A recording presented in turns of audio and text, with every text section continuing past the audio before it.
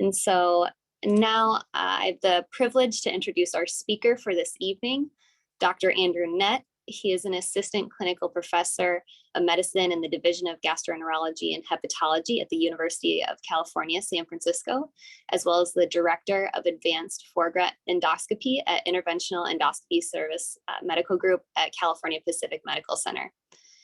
He received his medical degree from Baylor College of Medicine, followed by both residency in internal medicine and gastroenterology fellowship at the University of California, San Francisco. He did his subsequent fellowship in advanced endoscopy at the University of Michigan. His clinical and research interests include clinical outcomes of patients undergoing advanced endoscopic procedures with a special interest in anti-reflux procedures and POEM in patients with achalasia. Lastly, he is tremendously involved and dedicated in the training of GI and advanced endoscopy fellows and regularly attends the inpatient GI service in the San Francisco VA. He is dearly loved by all of his fellows, and tonight he will discuss the topic of interventional endoscopic advancements.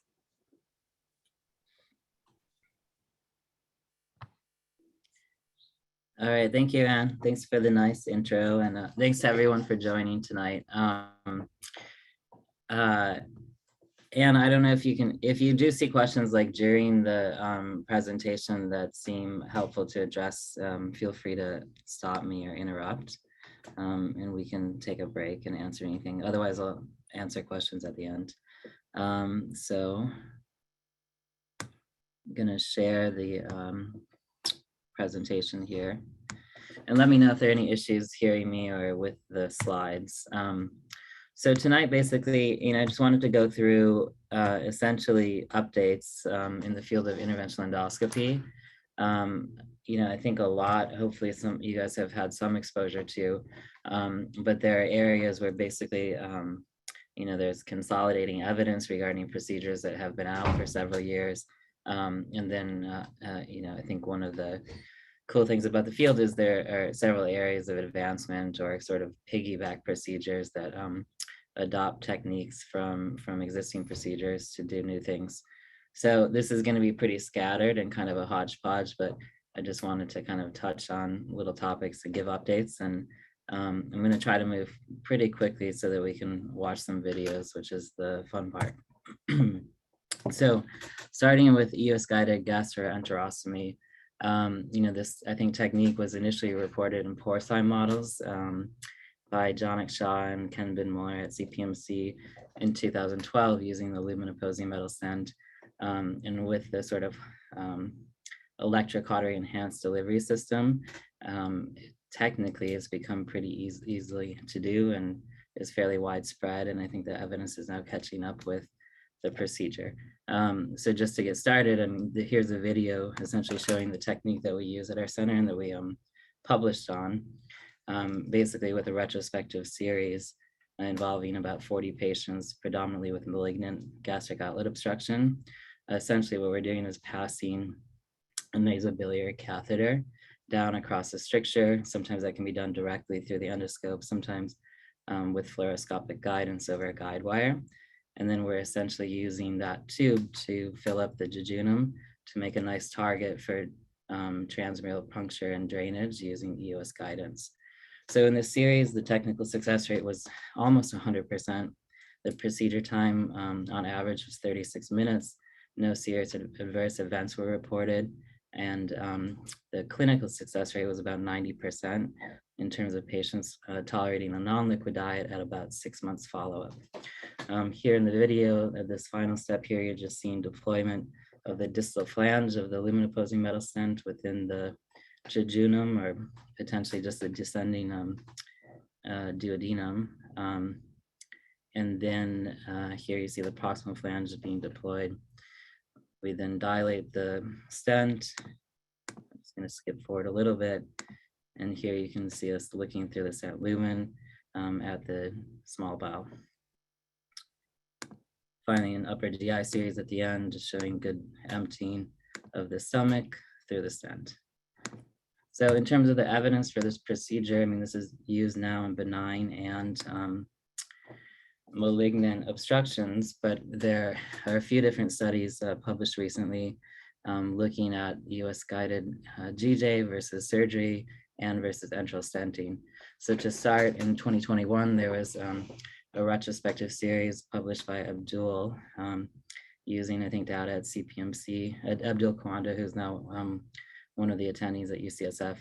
But basically, this looked at open surgical gastrojejunostomy versus EUS-guided GJ. These procedures were found to have comparable clinical and technical success rates. GJ, in terms of EUS-guided GJ, had shorter procedure time, reduced time to PO intake, chemo could be started sooner, and there was a shorter length of stay. EUS-GJ also had lower adverse events, and on cost analysis was significantly cheaper. So that's with open surgery. A similar retrospective study compared EUS-GJ versus laparoscopic gastroenterostomy. Again, surgery and endoscopic bypass had equivalent clinical and technical success. Endoscopic bypass had shorter time to intake and shorter length of stay. Of note, this study, about 21% of the patients that had EUS-guided GJ had ascites, which I think is often listed as a relative contraindication. But technically, it's not really an issue as long as you have good apposition of the stomach and small bowel when you're placing the stent.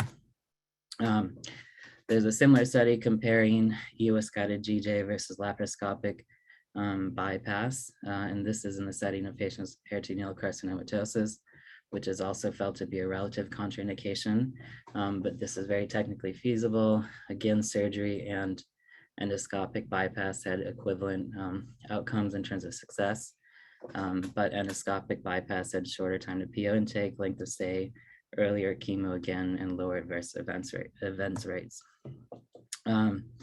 And then finally, in 2021, there's also a systematic review that was published. This was specifically in malignant gastric outlet obstruction. It looked at two comparisons. One was EUS-GJ versus surgical GJ. The other was EUS-GJ versus enteral stenting. First, the comparison to surgery. This analysis actually showed lower technical success with EUS-guided GJ, but equivalent clinical success, and again, shorter length of stay with similar rates of basically reintervention and adverse events. Comparing specifically EUS-GJ versus duodenal stenting, this is retrospective data, but we believe, and I think this data confirms that EUS-GJ is superior. Basically, the two methods of endoscopic treatment of obstruction have similar rates of technical success. EUS-GJ has higher clinical success and fewer side effects, in particular, fewer issues with the stent. So there's less stent obstruction, less tumor ingrowth, and decreased need for revision or reintervention with EUS-GJ versus enteral stenting. Moving on to acute cholecystitis. This data is a little bit older, but I thought it was helpful to bring up because at least when talking with the fellows, I find that often this hasn't been highlighted to them, and it hasn't really affected practice in many hospitals yet. But I'll just play a video while we're talking about this study, but basically it's looking at non-operative management of acute cholecystitis, so comparing EUS-guided drainage of the gallbladder versus percutaneous cholecystostomy. The video showing placement of a cholecystoduodenostomy stent. The gallbladder there you saw had a very thick wall and had septations consistent with infection. Here's deployment of the proximal flange within the duodenal bulb. That was a 10 millimeter stent. And EUS, you see the distal and proximal flange spanning the duodenal and gallbladder wall. So this trial that I wanted to discuss is from Anthony Teo. This is based out of Hong Kong. This basically examined non-operative treatment methods in very high-risk surgical patients, defined as old patients greater than the age of 80, those with ASA 3 or above, those with poor, a lot of comorbidities or poor performance status, or elderly patients that just refuse surgery. And this was not a bridge therapy study. none of these patients went on to get cholecystectomy. So specifically the protocol in patients who got EUS-guided gallbladder drainage, there was either placement of a 10 or 15 millimeter wide lumen opposing stent. The stent size was chosen based upon the size of the largest gallstone. And then it was at the endoscopist's discretion whether or not you would put a double pigtail stent through the lumen opposing metal stent as well. For those that got endoscopic drainage, follow-up endoscopy was done to essentially explore the gallbladder and remove any stones. If stones were cleared, then the lumen opposing metal stent was exchanged for a pigtail stent that was left indefinitely. If it wasn't cleared, then they would do serial endoscopy until the stones were cleared, and then the lambs would be removed with placement of a pigtail stent. But if patients were either deemed too old or frail for follow-up procedures, then just the initial lambs plus double pigtail stent was left in place indefinitely. For those that got percutaneous drainage, a tube check was essentially done at 1 month after the initial drainage. If the cystic duct was patent, then the tube was capped and it was left in situ or removed if tolerated. If the cystic duct remained obstructed, then it was just left in indefinitely. So there ended up being 40 patients in each treatment arm in this study. And the findings to highlight, basically there was no difference in technical success between endoscopic and percutaneous drainage, no difference in clinical success. But in patients who got endoscopic drainage, there were significantly less events of recurrent acute cholecystitis at 1 year and lower re-interventions for acute cholecystitis after 30 days, as well as lower readmissions. So endoscopic drainage also appeared safer with the lower rates of adverse events at 30 days and 1 year. Although most of the adverse events in the percutaneous drainage group were related to tube dislodgement, 8 were related to recurrent acute cholecystitis. In addition to that trial, there's also been a meta-analysis comparing these two treatment strategies. So this meta-analysis had trial sequential analysis. So looking at basically the rates of different outcomes. If more people were enrolled, they did projections. And in this case, percutaneous drainage perhaps would have higher technical success. So if they felt, I guess the way they did the statistics, if there was a larger sample size, then it would significantly show that there was better technical success with percutaneous drainage. Although there was no difference in clinical success, and EUS-guided drainage was better in terms of complications, readmissions, and re-interventions.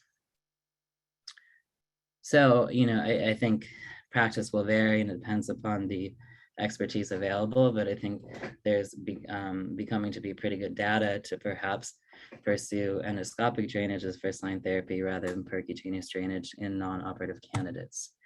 The same center actually looked at a comparison of EUS-guided drainage versus surgery for acute cholecystitis over the same time period, and this was published in 2021. Because the patients that ended up getting endoscopic drainage during that period were sicker and were deemed non-operative candidates, they used propensity score matching to compare patients who got endoscopic drainage versus a lap chole. And what this showed essentially, albeit with only 1 year follow-up, that there was comparable technical success, clinical success, and then the adverse events rates, mortality rates, recurrent cholecystitis were all similar. One question that often comes up with the surgeons or when considering what to do, in particular, if patients are pretty sick and they just need temporary drainage or bridge therapy, is whether or not the LAMS placement will interfere with subsequent cholecystectomy. And I'm sure surgeons will give you different opinions on this if they've dealt with this, but there is some data to suggest that it doesn't affect your cholecystectomy outcomes. So this is a study published in 2019 that looked at 30 patients with acute cholecystitis that initially got percutaneous or endoscopic drainage. Among those that had endoscopic drainage, cholecystectomy was 100% successful afterwards. There was no difference in rates of open versus lap chole and no difference in the post-surgical adverse events. So in the pictures here, you can see that the LAMS is in place. This is looking from in the duodenal bulb. And then during the surgery, you see the fistula in the gastric wall, I guess the duodenal wall, that exists after LAMS removal. And here's suture closure and oversew to close that fistula. So, we talk a lot about LAMS, and I think transmural drainage is in vogue, but the alternative endoscopic drainage method that's available, and I think should be considered in particular if patients are getting an ERCP for concurrent cholecystectomy anyways, is actually transpapillary cystic duct or gallbladder stent placement. There was a relatively large series published last year looking at this treatment modality.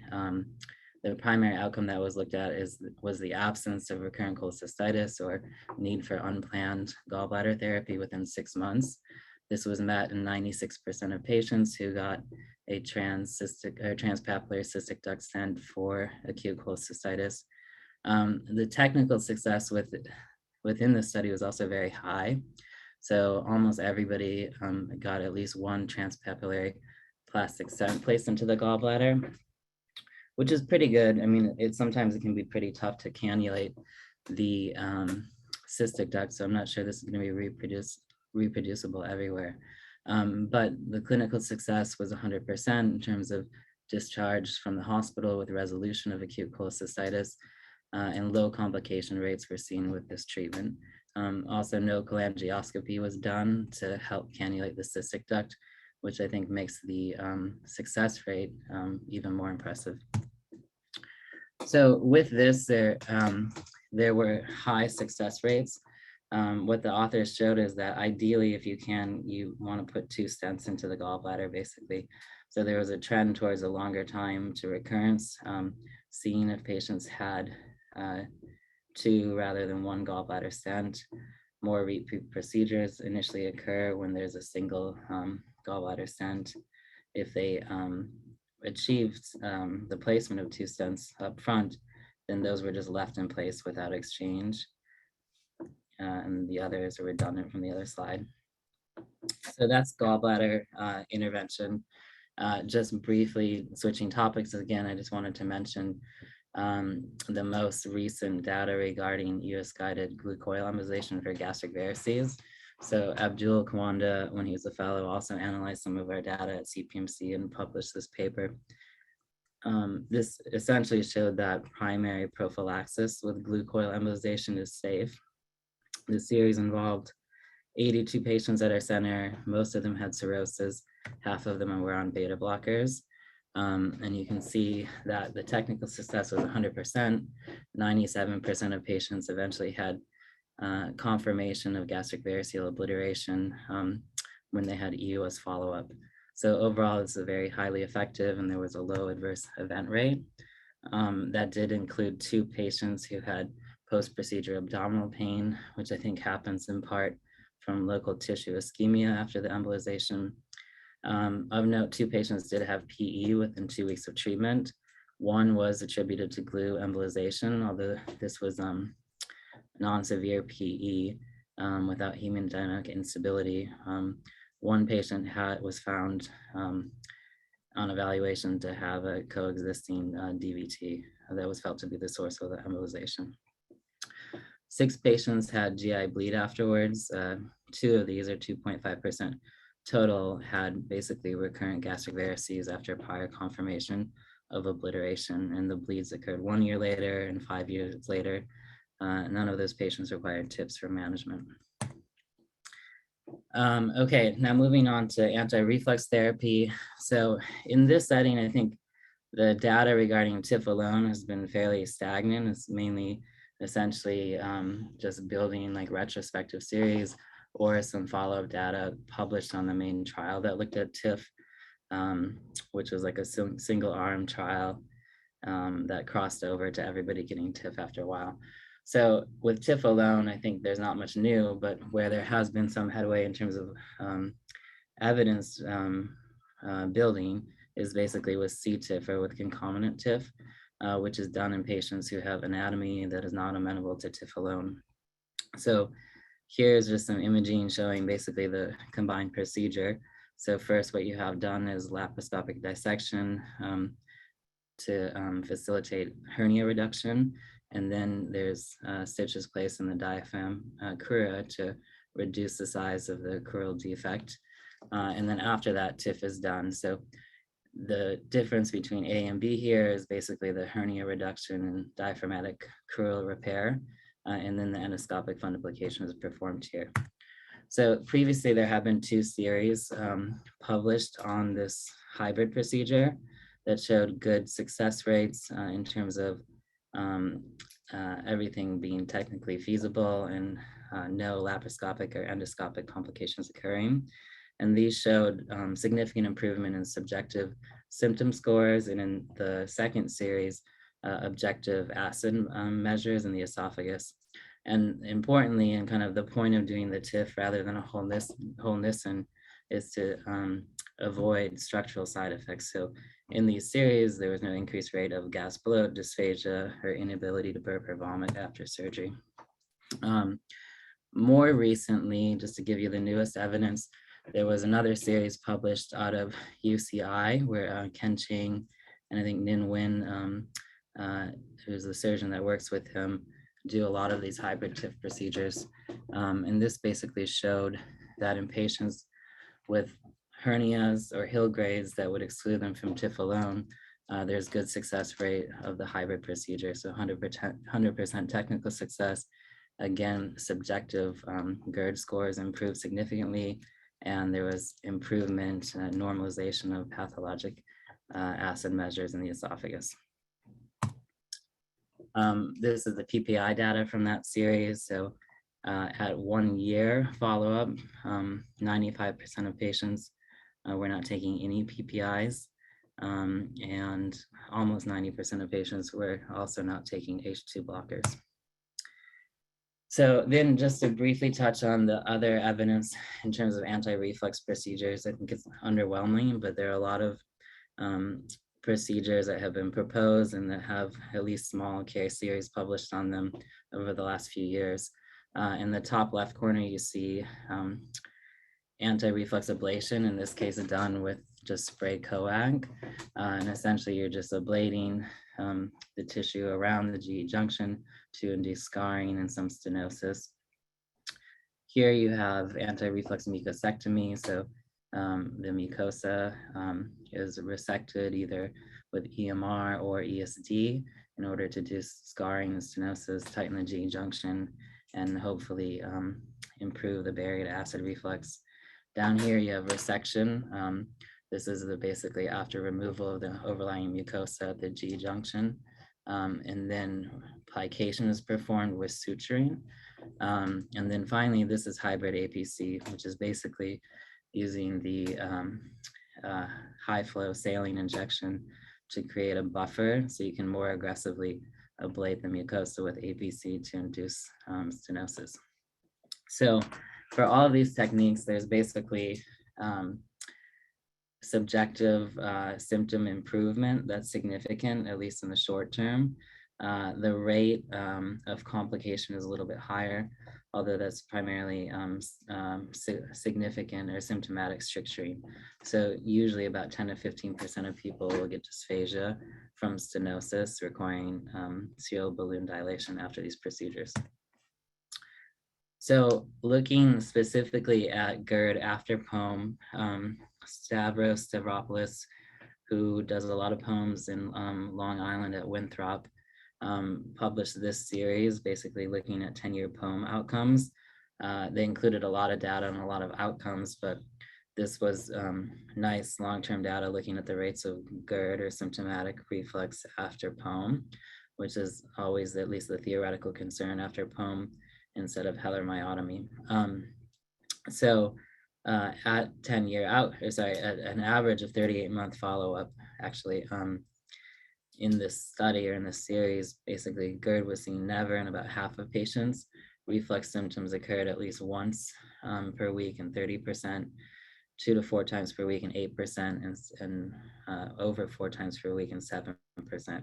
So certainly we know that, endoscopically, if you look at the esophagus about 6 months after POEM, there are pretty high rates of esophagitis at 40 to 50%. In most of those patients, it's asymptomatic or mildly symptomatic and often controlled by PPI, but there is a subset that need potential intervention to control GERD after POEM. So this year, there's a small retrospective series published looking at TIF after POEM, so done later as a separate session. This looked at patients who had basically daily GERD symptoms most of the time, and most of them were on a BID PPI. This was technically successful, and all of the patients, 2 of 12 had adverse events that included mucosal tear and mild bleeding. This resulted in significant reduction of PPI use, improvement of GERD symptoms, and improvement in objective acid measures. What has also been described as same session POEM plus TIF as a potential prophylactic intervention for reflux. I think it's debatable for now if this is necessary, given that most patients don't have symptomatic reflux after the POEM, but nonetheless, this is being looked at. So here's a series that was done where initially they started this procedure in actually dogs, and then after it was shown to be feasible and safe, performed it in 5 patients with no intraprocedural or delayed complications. The TIF took an extra 40 minutes. At 6 months, these patients all had normal Demeester scores, although one did have esophagitis. And there's at least some theoretical purported benefit that since you're doing some reduction with the TIF, then you'd be straightening the esophagus. So apart from performing myotomy and ablating the hypertensive LES, the TIF would perhaps straighten out like a sigmoid esophagus and help reduce achalasia symptoms as well. So here is just kind of a schematic looking at how you do TIF after POEM. The main thing to look at is that your orientation changes a little bit. So most people that came through GI are doing POEM posteriorly. Because of that, the essential orientation of the wrap is done so that you're avoiding putting plicating devices through where you created that submucosal tunnel and the full thickness myotomy. Here's just a quick video. So this is after the full thickness tunnel have been, the tunnel and the full thickness myotomy have been performed. Here they're back in the GI lumen in the gastric cardia and proximal stomach, where they just marked where they had made the tunnel. Up here, you can see that coagulation mark. So they're doing the TIF in orientation to that. So they're doing basically posterior wrapping right here, and then they'll do anterior wrapping oriented around where that tunnel was formed, right here again, in order to avoid basically placing plicating devices or tags through an area where you have just mucosa with nothing else but just seeing the GI wall. So here they've done the TIF. Now they're going back into the esophageal tunnel just to look basically that the overlying mucosa is intact and there's no new injury or bleeding within the tunnel. And then at the end, then they seal the mucosotomy or tunnel entrance. Okay, so there's some data looking at this same session POEM and TIF now with 1-year follow-up. This is a retrospective series of 25 patients. As expected with POEM, their Eckert score is significantly improved, and the rate of improvement didn't seem to be diminished by adding the TIF or adding some fundoplication to it. Intact fundoplication was present at 80% of patients after a year. GERD was not completely erased, so 11% had abnormal esophageal acid exposure times, and almost 20% had what was described as borderline GERD, where they had normal acid measures, but had objective evidence of reflux with grade A esophagitis. So here's kind of a variation of POEM that has been described for prophylaxis against GERD. So this is not POEM plus the TIF procedure, which uses a specific device for creating your wrap and placing plicators, but instead this is taking advantage of the tunnel and myotomy to actually manipulate the stomach from the outside to create a fundoplication. So here you can see this diagram is supposed to represent the scope in the submucosal tunnel, and then here it's actually outside the stomach wall. So this tunnel is done anteriorly. In this picture, they're basically cutting through the serosa and entering into the peritoneum. This is the liver, and here you have liver on top and the stomach wall on bottom. Then basically they're going over to the anterior wall of the fundus and then clipping an endoloop to the anterior wall of the stomach, coming back and placing more clips attached to the endoloop to the muscle at the end of the tunnel. And then by cinching the endoloop, you're pulling the anterior fundus wall back over to create fundoplication or wrap, as represented in this diagram or illustration. So here's a video of this. So there was a series of 21 patients published with this POEM plus fundoplication procedure. Here on the right, you can see they're at the end of their tunnel. They have the full thickness myotomy. They're doing a little bit more dissection through serosa to enter into the peritoneum, which is this open space here. Again, you have liver on top and the gastric wall on the bottom. And then they're gonna use, so now they're just grabbing the wall with a grasping forceps so they can demonstrate by pulling it back, they're gonna create some fundoplication. This is looking from inside the stomach as they're doing it. So they're grasping the anterior wall of the fundus and they're gonna be pulling it back towards their submucosal tunnel sort of exit site. So the outcomes for this procedure, it took about 2 hours total. The fundoplication time added 50, fundoplication added 50 minutes here. There were 0 adverse events. The outcomes in terms of reflux control or acid parameters weren't reported with any long-term follow-up, but they just looked to see that the wrap structure was maintained at 2 months on EGD, and that was present in almost all the patients. So again, clipping the endoloop to the anterior wall of the fundus, and now skipping ahead to the distal portion of the myotomy.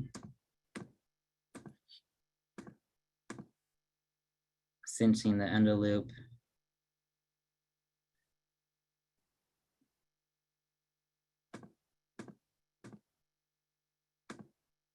And then at the end, closing the tunnel within the esophagus. Okay, so moving on to different variations of POEM. The next thing to talk about is cricopharyngeal POEM, which has been used to treat basically a hypertensive UES or a cricopharyngeal bar that's symptomatic. So there were a few different studies that I wanted to highlight from last year regarding this technique. The first is basically a multi-center study that looked at 27 patients. Cricopharyngeal POEM or myotomy was done with 100% clinical success with significant decrease in dysphagia scores. 2 patients had a leak, essentially at the mucosotomy site or the tunnel entry site, and symptom recurrence occurred in 1 patient with a follow-up median of 3.5 years. So here's a video showing this technique, which is similar to the POEM, just starting at a different site. But the cricopharyngeus is obviously at the upper esophageal sphincter. So you're starting your tunnel above the esophagus. So they highlight here some good landmarks. So you see the ET tube coming down and the area epiglottic folds here. So the tunnel is actually starting within the hypopharynx above the UES. So they're injecting, doing mucosotomy here. The tunnel initiation is a little bit more difficult in this case because you're injuries. Okay, because you're hitting essentially the tight UES or tight cricopharyngeal muscle right away. A lot of times when people have these symptomatic bars, it's in part because there's been some chronic submucosal inflammation related to reflux, and there's fibrosis, which can also make the tunneling more difficult. But here they're expanding the submucosal space. This is a muscle or cricopharyngeus. If you go more proximally, you're going to see the hypopharyngeal constrictor muscle.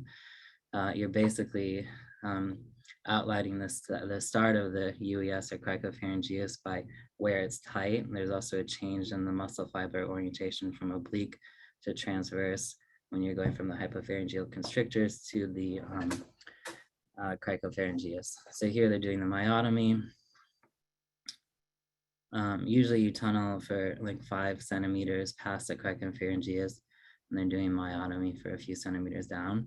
There they were showing the posterior adventitia of the proximal esophageal wall exposed after the myotomy, and now you're putting clips for tunnel closure. This I thought was pretty interesting. So there's one study actually looking at the use of cricopharyngeal poem for Parkinson's disease. 80% of patients with Parkinson have oropharyngeal dysphagia. 20 to 30% of patients actually have UES dysfunction if they have upper esophageal or UES manometry done. So this is a very small series, but it basically looked at cricopharyngeal poem for Parkinson patients with UES dysfunction, defined as impaired UES relaxation, as well as one marker consequence of the impaired relaxation. So there was either raised intrabolus pressure or a reduction in the opening diameter of the UES or the duration of opening of the UES. There was 100% technical success in this series. Very short follow-up, but a month later, significant reduction in swallowing symptoms based upon these symptom scores. And then a significant decrease manometrically was seen in the UES resting pressure and the hypopharyngeal intrabolus pressure. This is the manometry, but basically you can see very briefly the sort of UES resting tone here is diminished after the procedure. Okay, so apart from cricopharyngeus, POEM is also used for treatment of Zenker diverticulum. This is a busy slide, but I just wanted to list off interesting studies or the most recent updates over the last couple of years. The first is basically comparing Z-POEM versus more traditional endoscopic septotomy. Z-POEM was shown to have fewer adverse events. This year, there was a meta-analysis published also comparing Z-POEM versus endoscopic septotomy that showed equal technical success, but reduced adverse events and recurrence with Z-POEM, equivalent adverse events, recurrence, and technical success, but better clinical success with Z-POEM. So the other thing, there's a variation of Z-POEM called POES, or per oral endoscopic septotomy. I think this has also been called mucosal incision and muscular interruption in certain studies. But basically, traditional Z-POEM starts in the hypopharynx, much like the CP or cricopharyngeal poem procedure I just showed you. And then they'll tunnel down and over to the septum of the Zenker's diverticulum. Here on the right, you can see some illustrations just showing the anatomy. In this POES procedure, you're essentially starting the tunnel right over the septum. So you're going to see the septum muscle pretty much immediately. And then you just do myotomy after tunneling on both sides of the septum, and then close your entry site. So this allows easier tunnel closure since you're not up in the hypopharynx. It's also quicker and perhaps results in decreased foreign body sensation since you're not leaving clips in the hypopharynx. There was so in 2020, there was a series that showed 95% clinical success with this procedure. The mean procedure time was 14 minutes. Most patients were discharged the same day. And then there's also been a multi-center retrospective comparison of standard Z-POEM versus the POES with similar clinical success. The more direct basically approach to the septum results in shorter procedure time. There's no difference in recurrence, length of stay, or adverse events. Here's just if you haven't seen these procedures before, diagram and some pictures that I think help conceptualize what's going on during the Z-POEM. or specifically, this is actually the pose. So you have your Zenker's diverticulum, you have the muscle septum right here. Here they're making a mucosotomy overlying the septum, injecting to expand the submucosal space. After dissecting kind of along both sides and doing the septotomy, here you can see they're reaching the esophageal wall, and then you would close the mucosotomy site. So at CPMC, we do a lot of underwater procedures, and pretty much that's expanded to every procedure where it's possible. But here's just a video showing underwater Z-POM, or more specifically is more like underwater pose, because this is Dr. Binmalloy starting pretty close to the septum. Just going back for a second, so you can see this kind of white band being the septum. You have the esophageal side on the left, and then, sorry, right here that he starts dissecting, and then they'll dissect along the back side of the septum, and just jumping forward. This is more submucosal dissection. Then you start doing your myotomy or septomyotomy. So the rationale for underwater is in part just visualization. I think you also can avoid CO2, more specifically down in the traditional POEM site for achalasia. You avoid pneumoperitoneum or pneumomediastinum with the use of water alone. But I don't think there's good evidence that underwater POEM versus POEM yet carries any difference in terms of post-op pain or adverse events. So after completion of the septomyotomy, he's closing the mucosotomy site here.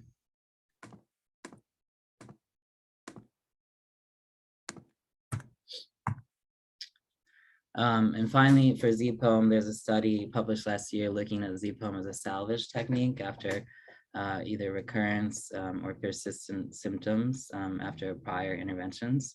So this just showed that even with prior treatment, Z-POEM achieves clinical success with resolution or near resolution of dysphagia in over 90% of patients with follow-up of about 150 days. And this series had 2 adverse events, again being leaks at the mucosotomy site that was managed without intervention. Okay, so this is another sort of variation on POEM now, and this is specifically in patients without achalasia that are looking for anti-reflux treatment. So this is POEF. So I'll just show you the video of this, but this is pretty similar to the POEM plus fundoplication that's done in patients with achalasia. This is just the video initially published showing this technique. So just jumping through this relatively quickly, we have mucosotomy here. Tunneling in the submucosa, you see the muscular fibers here. Again, because you want to end up on the anterior gastric wall for your fundoplication, they're doing anterior tunneling. This is after the tunnel is created, completion. The myotomy, you're not going along the entire esophageal wall because you're not doing treatment of achalasia. So they're just doing full thickness myotomy at the distal portion of the tunnel to enter into the peritoneum. Again, you can see the liver above, gastric wall below. And then in this procedure, rather than using the clips and endoloop, they're using this sort of crafted suturing device where essentially they have the needle attached to suture that's barbed with a pledget fastened at the end. So here they're going along the esophagus, now the proximal stomach. And you can see this is where they're going to be putting the needle in for the first suture along the anterior fundus.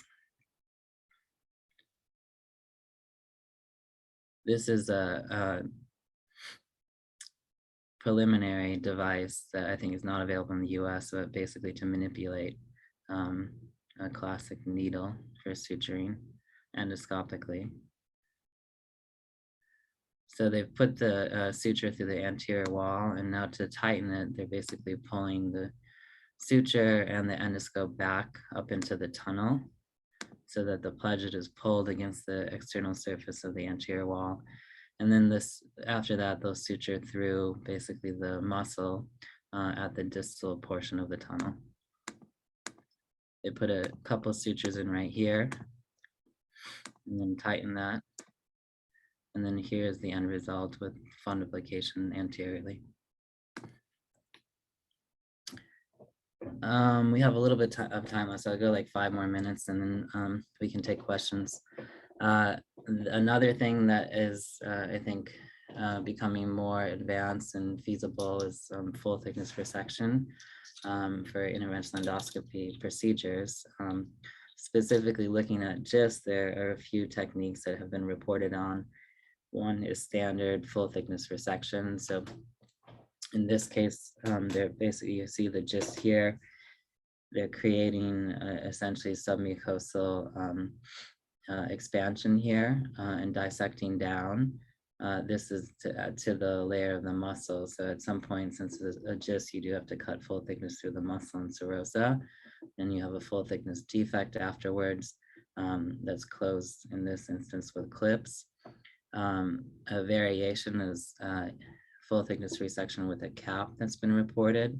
So you're limited in terms of lesion size, but in this instance, they're basically suctioning up the lesion into a cap and then closing a snare around it while it's suctioned, and then proceeding with resection on electric cautery and then closing the full thickness defect.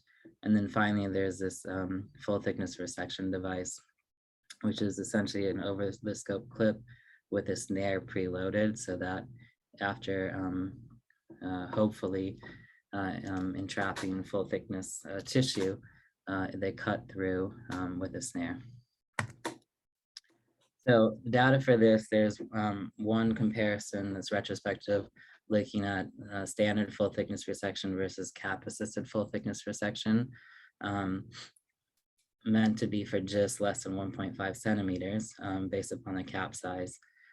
This just showed that there's equivalent R0 resection rate, but cap assisted resection was quicker, required less clips for closure of your full thickness defect, less need for cauterization, and less adverse effects with reduced fever and pneumoperitoneum afterwards and faster recovery. The problem with the full thickness resection device that I just wanted to highlight is that you have low R0 resection rates. In part, looking back, that's because where the snare it comes out, you're often not cutting full thickness or right along the clip, in part because that may make the clip more likely to fall off.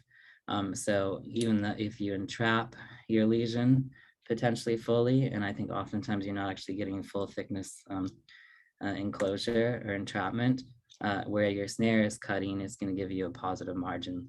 And importantly, the series looking at this basically shows so far, compared to these other techniques, a lower R0 resection rate, but also higher rates of adverse events. So briefly going through this, I mean, this full thickness resection device has been used for colorectal lesions with pooled technical success of 88% in a meta-analysis looking at almost 2,000 patients. The R0 resection rate was about 80%, and there was a 12% adverse event rate. The recurrence rate, I think, is unfortunately pretty high of 12.6%, which is on the order of what's expected with just conventional EMR. And then for larger lesions, over 20 millimeters, significantly lower R0 resection rates and higher adverse events are seen. And again, one of the issues is that the cap that has the over the scope clip on it is only 21 millimeters in diameter, so it limits your lesion size for this technique. This has also been looked at specifically for patients with appendiceal orifice lesions. In 2020, there's a multi-center retrospective series, relatively good technical success and clinical success. But of note, almost 20% of patients got acute appendicitis after putting this clip or clamp at the appendiceal orifice. 60% of those patients actually required surgical appendectomy. So I just want to make a case in this instance that underwater EMR appears to be a better technique or procedure with comparable technical success, although no direct comparison has been performed. But in the series that we published of about 30 patients, we saw no appendicitis at all. Okay. Yeah. So I guess another time maybe we can talk about obesity management. I'll end maybe with one, I think, cool video in terms of where things are heading in interventional endoscopy. So this is basically a report that was published of an experimental animal model for acute pancreas necrosis. So what they did in this procedure in a pig was in a series of pigs was basically first inject fiducials into the pancreas body. And then after that, they did RFA ablation, EUS-guided, to essentially induce necrosis or liquefaction and kind of recreate walled off necrosis or acute necrosis of the pancreas. Here's the artifact you see when you do EUS-guided RFA. And then I think 4 days later, here you can see where your fiducials are. There's the pig. 4 days later, they came back, and now you can see areas of necrosis within the pancreas. They actually then injected India ink into this cavity to stain it. And you'll see why in a second. And then actually after this, they did transgastric exploration. So this is, they go through the same site where they were doing injection basically, which they had marked with tattoo or clip. And here you're seeing essentially myotomy of the stomach wall. So they can leave the posterior stomach wall and enter into the retroperitoneal space. Here's direct dissection through this serosa. And then here they've achieved some free cavity. After exploration for a while, it sounds like they identified the pancreas. And then you'll see they're essentially going and debriding or dissecting. Here you can see some of the pancreas. Here, it's a little bit lobular and yellow there. So then they continue dissection, and the goal was to basically mimic necrosectomy in the setting of acute necrosis. Here's the ink that had been injected, and essentially they're dissecting down until they find one of the fiducial implants that had been implanted, which you'll see in a second. There it's identified, and then they grasp that. After that, they do debridement. This is with a snare. They also use the forceps to basically remove this ink-stained, quote unquote, necrotic tissue.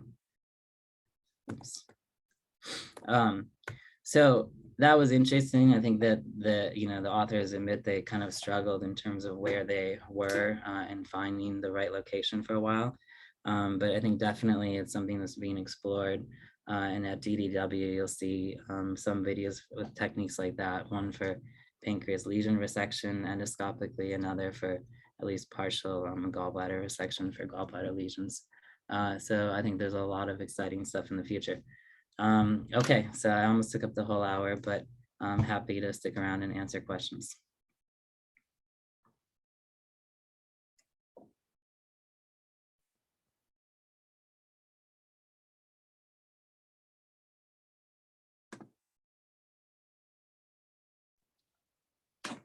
So I know that you talked about the studies for GIST.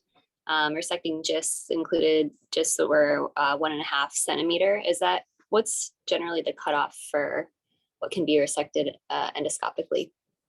Yeah, I mean, there's no hard cutoff. I think that under 2 centimeters is used because above that size, like 2 to 3 centimeters, we start to worry more about malignant potential or metastatic recurrence, with the thought that those patients should still be receiving appropriate surgical intervention.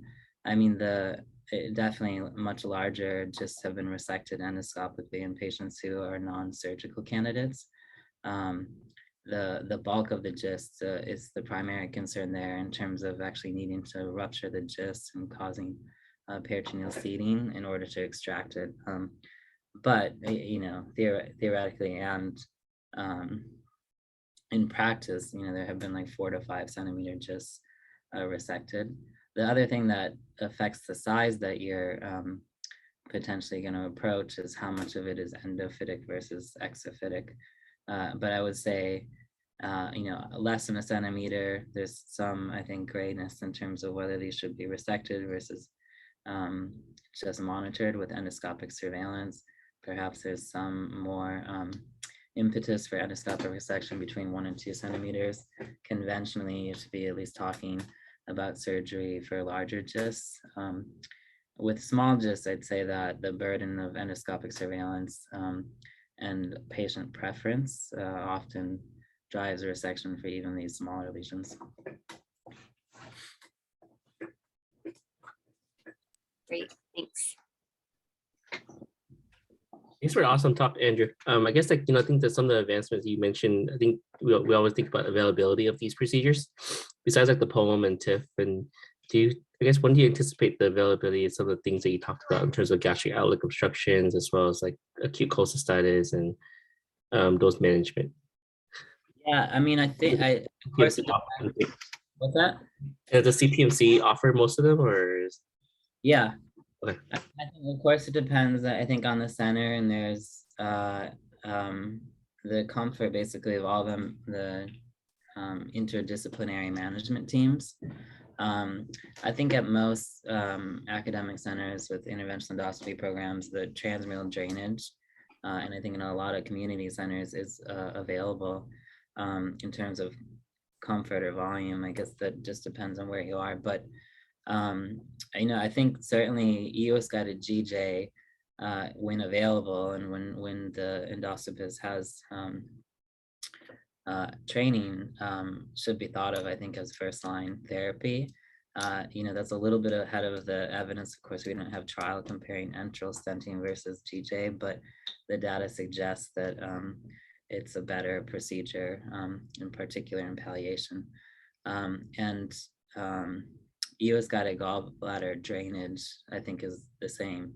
So I think there's practice patterns and inertia that guide acute cholecystitis patients that are non-operative towards cholecystostomy. And part of it is also GI doctors not wanting to suddenly be on call for every case of acute cholecystitis that isn't going to get a lap chole.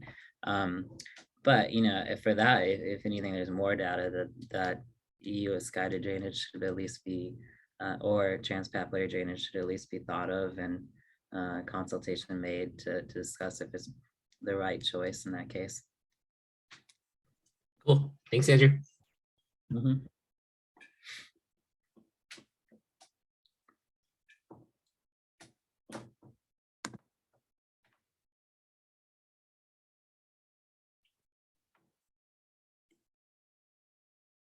Okay. That looks like it. I haven't seen any other questions in the chat. So, all right, everyone, thanks for joining. Thank you.